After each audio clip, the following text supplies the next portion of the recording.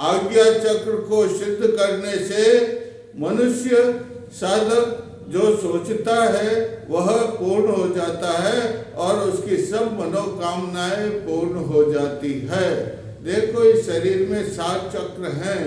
पहला मूलाधार, दूसरा स्वादिष्ठान, तीसरा मणिपुर, चौथा अनाहत, पांचवा ये विशुद्ध और छठा ये आज्ञा चक्र है। भाई ये सब चक्रों का सिरताज है, मणिमुकुट है। जब इसको सिद्ध कर लेता है साधक तो उसको सर्व मंगल हो जाता है, सर्व ऐश्वर्य प्राप्त हो जाता है, सर्व सिद्धियां उसको प्राप्त हो जाती है। परकाया प्रवेश, परकाया प्रवेश का मतलब वह दूसरी, जो जैसे किसी का शव पड़ा है और उसकी इच्छाओं को शव के अंदर प्रवेश करना है तो उस शव में प्रवेश कर जाता है, वो जीवित हो जाता है शव। ऐसे ही ये सिद्धि है। अरे योगी यति सिद्धि प्राप्त करते हैं। पहले यति लोग, योगी जन जो इसको सिद्धि को पार कर लेते थे, सिद्ध कर लेते थे, वो जो है पहाड़ों को भी इधर से उधर उठा करके ले जाते थे।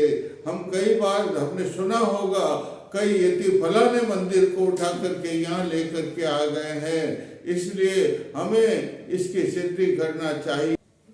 आज्ञा चक्र में सोहम जपने से जो मन में इच्छा होती है सब पूरी हो जाती है। हो सोचता है साधक की बरसात होनी चाहिए तो बरसात हो जाती है।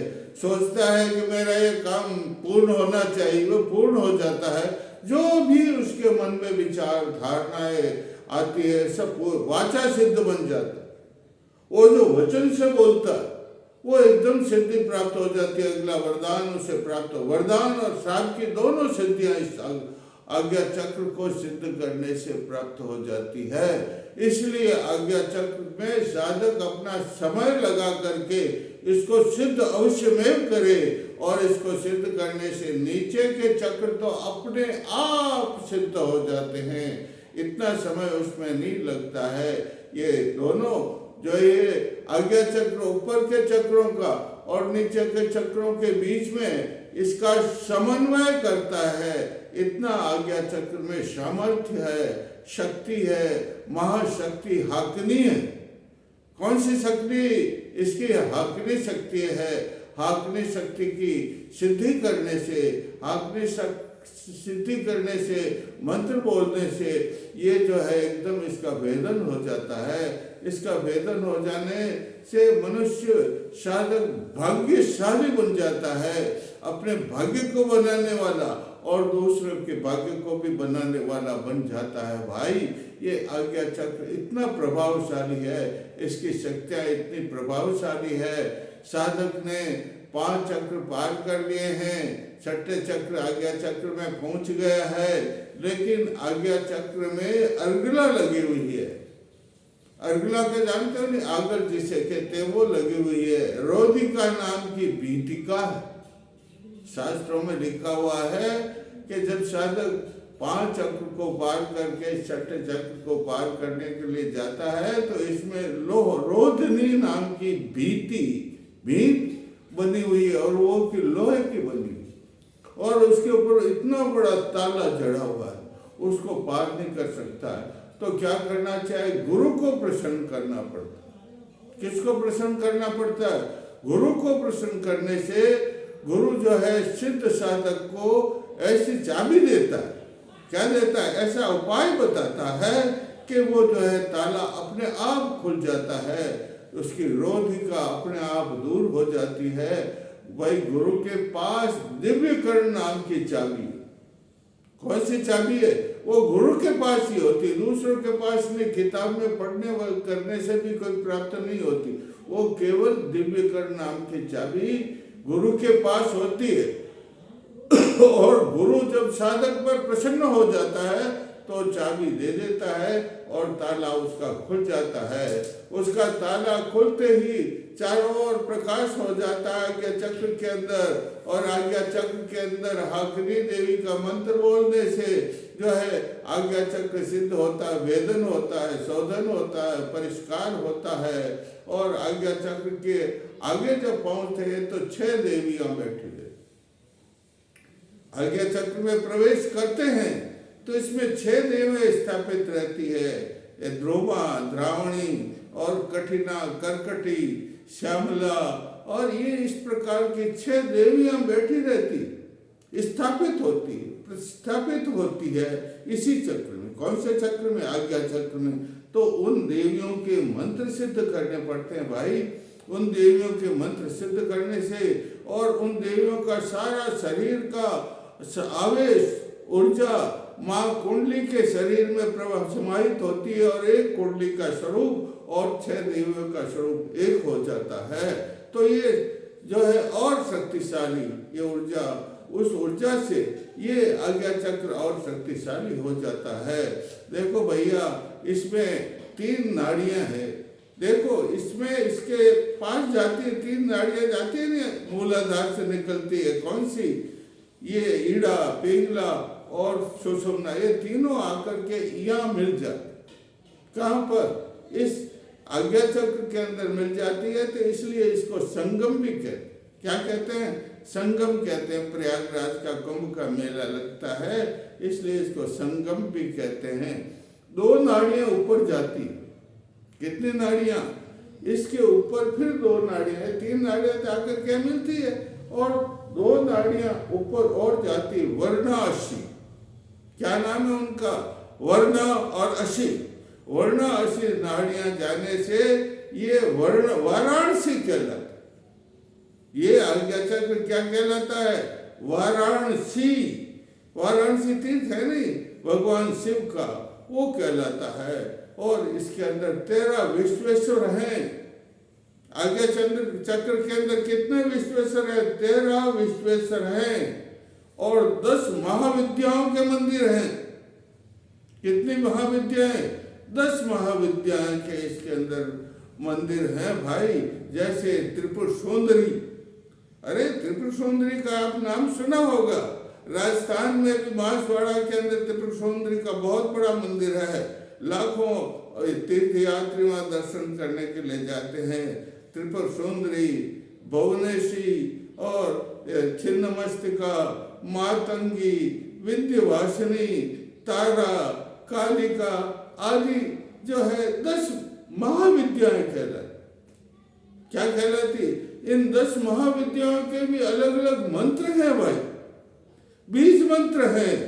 उन बीज मंत्रों को जपना पड़ता है और उन बीज मंत्रों को जपने से ये 10 महाविद्याएं जो है सिद्ध हो जाती है। और 10 महाविद्याओं के 10 शिव पहरेदार हैं। ऐसे नहीं पहरा देते हैं शिव भगवान। और जो है इसलिए इनका जप करना चाहिए। इस आज्ञा चक्र को जप सिद्ध करने के लिए पूर्ण प्रयास, सतत अभ्यास। पतंजलि समाधि में लिखा हुआ, समाधि योग में लिखा हुआ है, तत्र यत्नो सतत, मतलब उसका सतत अभ्यास करे। जो मंत्र है ना 10 महाविद्याएं, उन महाविद्याओं का सब मंत्रों का सतत अभ्यास करने और अभ्यास करने से उन मंत्रों की दृढ़ भूमि दृढ़ हो जाती। क्या हो जाते हैं? मंत्र दृढ़ हो जाते हैं, मंत्र शक्तिशाली हो जाते हैं और मंत्र उन महाविद्याओं के पास पहुंचते हैं, उनके टकरा करके पुनः आते हैं और साधक में उनकी शक्ति, उनका ऊर्जा प्रवेश होती है और साधक जो है सब 10 महाविद्याओं मय बन जाता है, कुंडली मय बन जाता है, महायोगेश्वर बन जाता है, सिद्ध पुरुष बन जाता है, बोधिसत्व बन जाता है। इतना जो है इस किसका, ये कौन सा चक्र? आज्ञा चक्र। ये देखो यह आज्ञा चक्र है, इसका इतना प्रभाव है भाई। इसलिए हमें इसको सिद्ध करने के लिए पूर्ण प्रयास करना चाहिए। हे साधकों, आज्ञा चक्र को सिद्ध करने के लिए आप अपनी सकल शक्ति लगा दीजिए। इनके मंत्रों को प्रातः, सायंकाल और मध्याह्न में जपिए आसन लगा करके जब तो अपनी सारी शक्ति लगा। शरीर को कठोर नहीं करना। मंत्र जपते तब मानस जपते हैं। मानस का मतलब होठ भी नहीं हिलना चाहिए और आपके ध्वनि की आवाज भी सुनाई नहीं देना चाहिए। इसे मानस जप कहते हैं। तो इसका मानस जप करना चाहिए, तब कहीं जाकर के सिद्ध होता है। देखो इसको सिद्ध करने के लिए कलाएं हैं, वो बातक है। जैसे वो देवियां बैठी रहती, देवी को सिद्ध करना पड़ता, उसी प्रकार इसमें कलाएं हैं। वो कलाएं क्या होती है, उनके ऊपर आवरण है, उनको भी मंत्र से सिद्ध करना पड़ता है। जैसे पहले निवृत्ति कला है, उसके अंदर राम मंत्र बोला जाता है, राम राम राम राम राम राम, ये जपना पड़ता है।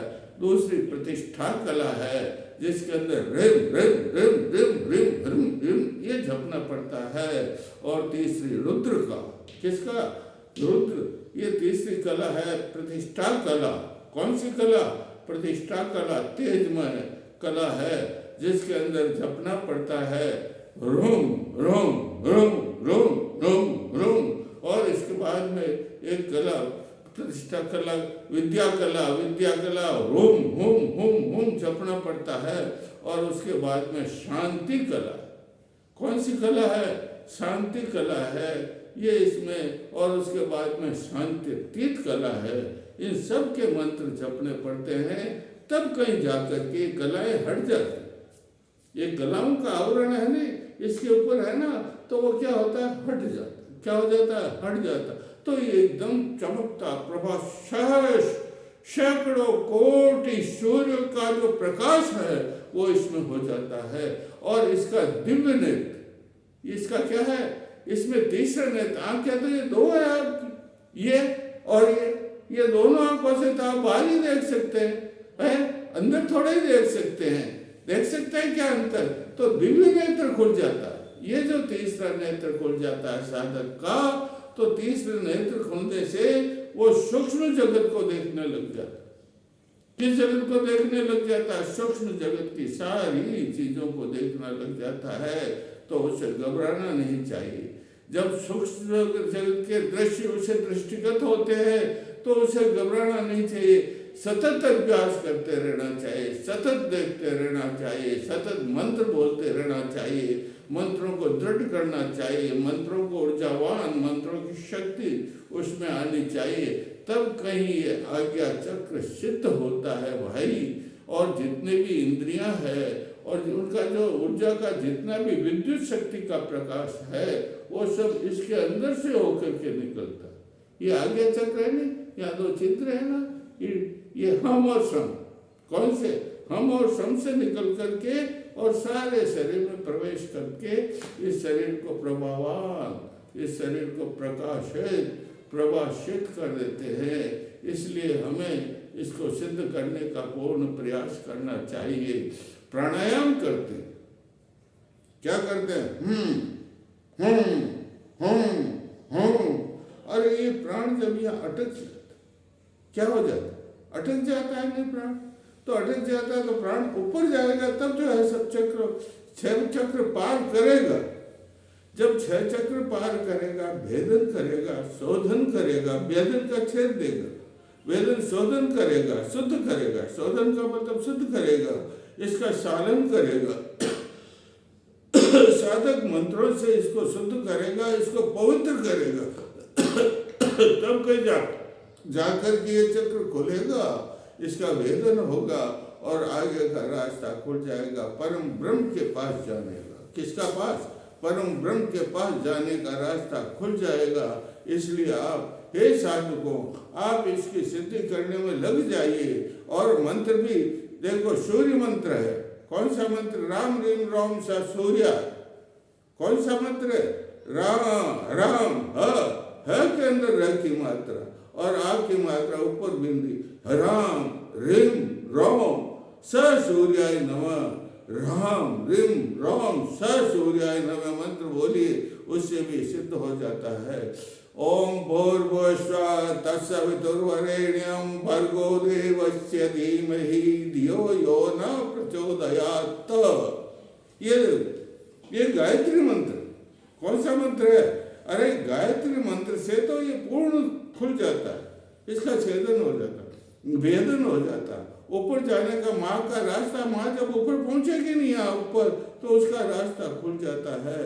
और ओम नमः भगवते भास्कराय, क्या बोलना? ओम नमो भगवते भास्कराय। साधक अपना नाम बोले और फिर बोले सर्व ग्रहाणाम पीड़ा शमनम कुरु स्वाहा। क्या बोलेगा? ये भी सूर्य मंत्र है। कौन सा मंत्र है? देखो, सब ग्रह कितने हैं? 9 है। ब्रह्मा मुरारी त्रिपुरांतकारी भानु शशि भूमि सत्तो बुद्ध शुक्र शनि राहु केतु सर्वे ग्रह शांति करा भवन्तु है ये सूर्य। और लेकिन सब जो है ग्रहों का राजा कौन है? अरे सब ग्रहों का राजा तो सूर्य कौन है? और जब सूर्य मंत्र सिद्ध कर लेते हैं तो ये चक्र अपने आप सिद्ध हो जाता है। और साधक के ऊपर जो ग्रह की छाया है, ग्रह की पीड़ा लगी हुई है, वो सब समन हो जाती है। इसलिए ओम नमः भगवते भास्कराय। भास्कर किसको कहते? सूर्य को कहते। किसको कहते? ओम नमः भगवते भास्कराय। अपना नाम बोलो, जैसे रामलाल है, ओम नमो भगवते भास्कराय रामलालस्य सर्व ग्रहाणाम पीड़ा शमनम कुरु स्वाहा। ओम नमो भगवते भास्कराय रामलालस्य, या मोहनलाल नाम हो तो मोहनलालस्य सर्व ग्रहाणाम पीड़ा शमनम कुरु स्वाहा। इस प्रकार के मंत्र बोलने से ये चक्र के साधक के ऊपर जितने भी ग्रहों की तो पीड़ा है, अरे ग्रहों का तो असर पड़ता ही नहीं साधक के ऊपर, वो सब समन हो जाता है भगवान भास्कर की कृपा से, माँ कुंडली की कृपा से। और जो है वो जो है सिद्ध साधक बन जाता है। इसलिए हमें हमेशा इसका सिद्ध करने का प्रयास, 3 समय में और मंत्र बताऊंगा बहुत से कल, जो सिद्ध करने के मंत्र बताऊंगा, वो जपते रहिए। और आज्ञा चक्र को आप जरूर सिद्ध करिए। आज्ञा चक्र को सिद्ध करने से आपकी कुंडली अवश्य जागृत हो जाएगी और निश्चय के चक्र तो अपने आप सिद्ध हो जाएंगे। बोलिए, कुंडली माँ की साधना करने से आपके कौन कौन से चक्र सिद्ध हो गए हैं वो मुझे बताइए, कमेंट करें।